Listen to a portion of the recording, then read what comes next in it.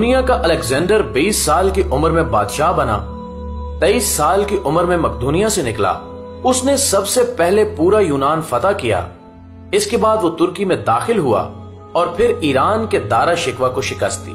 پھر وہ شام پہنچا، پھر اس نے یروشلم اور بابل کا رخ کیا، پھر وہ مصر پہنچا، پھر وہ ہندوستان آیا۔ ہندوستان میں اس نے پورس سے جنگ لڑی، اپنے عزیز از جان گھوڑے کی یاد میں حالیہ شہر آباد کیا، مکران سے ہوتا ہوا واپسی کا سفر شروع کیا، راستے میں ٹائیفائڈ میں مبتلا ہوا اور 323 قبل مسیح میں 33 سال کی عمر میں بخت نصر کے محل میں انتقال کر گیا۔ دنیا کو آج تک بتایا گیا کہ وہ انسانی تاریخ کا عظیم جرنیل، فاتح اور بادشاہ تھا، اور تاریخ نے اس کے کارناموں کی وجہ سے اسے الیگزینڈر دی گریٹ کا نام دے دیا، اور ہم نے اسے سکندر یعنی بادشاہوں کا بادشاہ بنا دیا۔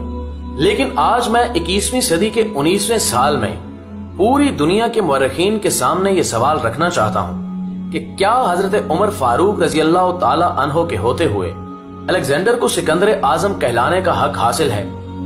میں دنیا بھر کے مورخین کو سکندر اعظم اور حضرت عمر فاروق رضی اللہ تعالی عنہ کی فتوحات اور کارناموں کے موازنے کی دعوت دیتا ہوں۔ آپ بھی سوچئے، الیگزینڈر بادشاہ کا بیٹا تھا، اسے دنیا کے بہترین لوگوں نے گھڑ سواری سکھائی، اسے ارسطو جیسے استادوں کی صحبت ملی تھی، اور جب وہ 20 سال کا ہو گیا تو اسے تخت اور تاج پیش کر دیا گیا، جبکہ اس کے مقابلے میں حضرت عمر فاروق رضی اللہ تعالی عنہ کی 7 پشتوں میں کوئی بادشاہ نہیں گزرا تھا۔ آپ رضی اللہ تعالی عنہ بھیڑ بکریاں اور اونٹ چراتے چراتے بڑے ہوئے تھے، اور آپ نے تلوار بازی اور تیر اندازی بھی کسی اکیڈمی سے نہیں سیکھی تھی۔ سکندر اعظم نے آرگنائزڈ آرمی کے ساتھ 10 برسوں میں 17 لاکھ مربع میل کا علاقہ فتح کیا تھا، جبکہ حضرت عمر فاروق رضی اللہ تعالی عنہ نے 10 برسوں میں آرگنائزڈ آرمی کے بغیر 22 لاکھ مربع میل کا علاقہ فتح کیا، اور اس میں روم اور ایران کی 2 سپر پاورز بھی شامل تھیں۔ آج کے سیٹلائٹ، میزائل اور آبدوزوں کے دور میں بھی دنیا کے کسی حکمران کے پاس اتنی بڑی سلطنت نہیں جو حضرت عمر فاروق رضی اللہ تعالی عنہ نے نہ صرف گھوڑوں کی پیٹھ پر بیٹھ کر فتح کرائی تھی، بلکہ اس کا انتظام و انصرام بھی چلایا تھا۔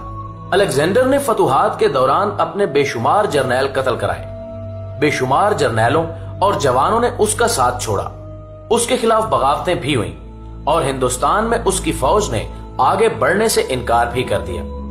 لیکن حضرت عمر فاروق رضی اللہ تعالی عنہ کے کسی ساتھی کو ان کے حکم سے سرتابی کی جرت نہ ہوئی۔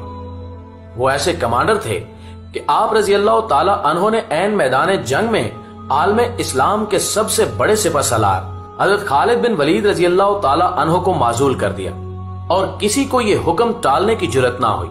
آپ نے حضرت سعد بن ابی وقاص رضی اللہ تعالی عنہ کو کوفے کی گورنری سے ہٹا دیا۔ آپ نے حضرت حارث بن کعب رضی اللہ تعالی عنہ سے گورنری واپس لے لی۔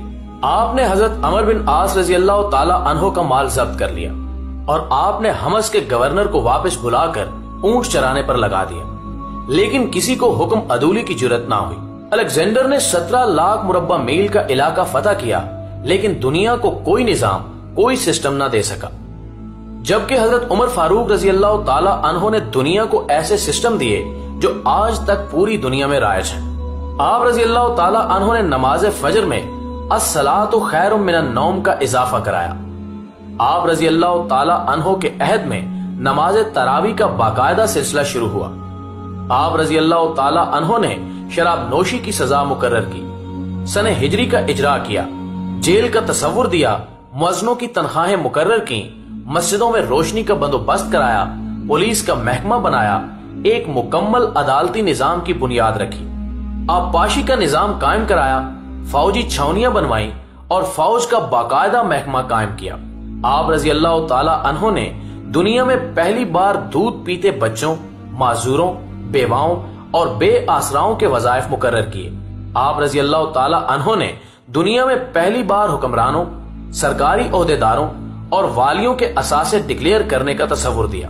آپ رضی اللہ تعالی عنہ نے بے انصافی کرنے والے ججوں کو سزا دینے کا سلسلہ بھی شروع کیا۔ آپ رضی اللہ تعالی عنہ نے دنیا میں پہلی بار حکمران کلاس کی اکاؤنٹیبلٹی شروع کی۔ آپ رضی اللہ تعالی عنہ راتوں کو تجارتی قافلوں کی چوکیداری کرتے تھے۔ آپ رضی اللہ تعالیٰ عنہ فرمایا کرتے تھے کہ جو حکمران عدل کرتے ہیں وہ راتوں کو بے خوف سوتے ہیں۔ آپ رضی اللہ تعالیٰ عنہ کا فرمان تھا کہ قوم کا سردار قوم کا سچا خادم ہوتا ہے۔ آپ رضی اللہ تعالیٰ عنہ کی مہر پر لکھا تھا، عمر نصیحت کے لیے موت ہی کافی ہے۔ آپ رضی اللہ تعالیٰ عنہ کے دسترخوان پر کبھی 2 سالن نہیں رکھے گئے۔ آپ رضی اللہ تعالیٰ عنہ زمین پر سر کے نیچے اینٹ رکھ کر سو جاتے تھے۔ آپ رضی اللہ تعالیٰ عنہ سفر کے دوران جہاں نیند آ جاتی، آپ کسی درخت پر چادر تان کر سایہ کرتے تھے اور سو جاتے تھے، اور رات کو ننگی زمین پر دراز ہو جاتے تھے۔ آپ رضی اللہ تعالیٰ عنہ کے کرتے پر 14 پیوند تھے، اور ان پیوندوں میں ایک سرخ چمڑے کا پیوند بھی تھا۔ آپ رضی اللہ تعالیٰ عنہ موٹا کھردرا کپڑا پہنتے تھے۔ آپ کو نرم اور باریک کپڑے سے نفرت تھی۔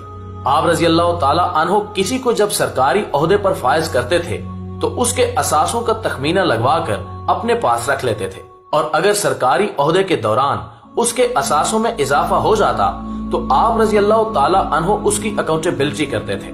آپ جب کسی کو گورنر بناتے تو اسے نصیحت فرماتے تھے کہ کبھی ترکی گھوڑے پر نہ بیٹھنا، باریک کپڑے نہ پہننا، چھنا ہوا آٹا نہ کھانا، دربان نہ رکھنا، اور کسی فریادی پر دروازہ بند نہ کرنا۔ آپ رضی اللہ تعالیٰ عنہ فرماتے تھے کہ ظالم کو معاف کر دینا مظلوموں پر ظلم ہے، اور آپ رضی اللہ تعالیٰ عنہ کا یہ فکرہ آج انسانی حقوق کے چارٹر کی حیثیت رکھتا ہے۔ مائیں بچوں کو آزاد پیدا کرتی ہیں، تم نے انہیں کب سے غلام بنا لیا۔ فرمایا، میں اکثر سوچتا ہوں اور حیران ہوتا ہوں کہ عمر بدل کیسے گیا۔ آپ رضی اللہ تعالیٰ عنہ اسلامی دنیا کے پہلے خلیفہ تھے جنہیں امیر المومنین کا خطاب دیا گیا۔ ناظرین گرامی، دنیا کے تمام مذاہب کی کوئی نہ کوئی خصوصیت ہے۔ اسلام کی سب سے بڑی خصوصیت عدل ہے، اور حضرت عمر فاروق رضی اللہ تعالیٰ عنہ وہ شخصیت ہیں جو اس خصوصیت پر پورا اترتے ہیں۔ آپ رضی اللہ تعالیٰ عنہ کے عدل کی وجہ سے عدل دنیا میں عدل فاروقی ہو گیا۔ آپ شہادت کے وقت مقروض تھے، چنانچہ آپ رضی اللہ تعالیٰ عنہ کی وصیت کے مطابق آپ کا واحد مکان بیچ کر آپ کا قرض ادا کر دیا گیا، اور آپ رضی اللہ تعالیٰ عنہ دنیا کے واحد حکمران تھے جو فرمایا کرتے تھے کہ میرے دور میں اگر فرات کے کنارے کوئی کتا بھی بھوک سے مر گیا تو اس کی سزا عمر کو بھگتنا ہوگی۔ آپ رضی اللہ تعالیٰ عنہ کے عدل کی یہ حالت تھی۔ آپ رضی اللہ تعالیٰ عنہ کا انتقال ہوا تو آپ کی سلطنت کے دور دراز علاقے کا ایک چرواہا بھاگتا ہوا آیا اور چیخ کر بولا، لوگو، حضرت عمر رضی اللہ تعالیٰ عنہ کا انتقال ہو گیا۔ لوگوں نے حیرت سے پوچھا، تم مدینے سے ہزاروں میل دور جنگل میں ہو، تمہیں اس سانحے کی اطلاع کس نے دی؟ چرواہا بولا کہ جب تک حضرت عمر فاروق رضی اللہ تعالیٰ عنہ زندہ تھے، میری بھیڑیں جنگل میں بے خوف پھرتی تھی اور کوئی درندہ ان کی طرف آنکھ اٹھا کر نہیں دیکھتا تھا، لیکن آج پہلی بار ایک بھیڑیا میری بھیڑ کا بچہ اٹھا کر لے گیا۔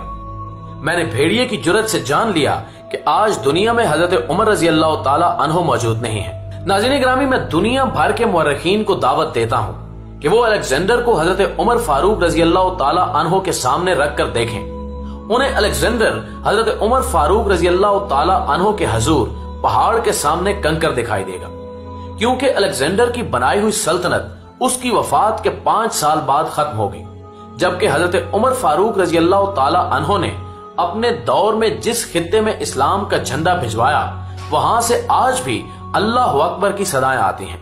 وہاں آج بھی لوگ حضرت عمر فاروق رضی اللہ تعالیٰ عنہ کے اللہ کے سامنے سجدہ کرتے ہیں۔ دنیا میں الیگزینڈر کا نام صرف کتابوں میں سمٹ کر رہ گیا ہے، جبکہ حضرت عمر فاروق رضی اللہ تعالیٰ عنہ کے بنائے نظام دنیا کے 245 ممالک میں آج بھی کسی نہ کسی شکل میں موجود ہیں۔ آج بھی جب کسی ڈاکخانے سے کوئی خط نکلتا ہے، پولیس کا کوئی سپاہی وردی پہنتا ہے، کوئی فوجی جوان 6 ماہ بعد چھٹی پر جاتا ہے، یا پھر حکومت کسی بچے، معذور، بیوہ یا بے آسرا شخص کو وظیفہ دیتی ہے، تو وہ معاشرہ، وہ سوسائٹی بے اختیار حضرت عمر فاروق رضی اللہ تعالیٰ عنہ کو گریٹ تسلیم کرتی ہے۔ وہ انہیں تاریخ کا سب سے بڑا سکندر مان لیتی ہے، ماں سوائے ان مسلمانوں کے جو آج احساس کمتری کے شدید احساس میں کلمہ تک پڑھنے سے پہلے دائیں بائیں دیکھتے ہیں۔ لاہور کے مسلمانوں نے ایک بار انگریز سرکار کو دھمکی دی تھی کہ اگر ہم گھروں سے نکل پڑے تو تمہیں چنگیز خان یاد آ جائے گا۔ اس پر جواہر لال نہرو نے مسکرا کر کہا تھا کہ افسوس، آج چنگیز خان کی دھمکی دینے والے مسلمان یہ بھول گئے کہ ان کی تاریخ میں ایک عمر بھی تھا، کہ ہم میں ایک حضرت عمر فاروق رضی اللہ تعالی عنہ بھی تھے، جن کے بارے میں رسول اللہ صلی اللہ علیہ وآلہ وسلم نے فرمایا تھا کہ میرے بعد اگر کوئی نبی ہوتا تو وہ حضرت عمر بن خطاب ہوتے۔ ناظرین گرامی، ویڈیو کے آخر میں اردو ڈسکوری کے پلیٹ فارم سے تمام دنیا کے مورخین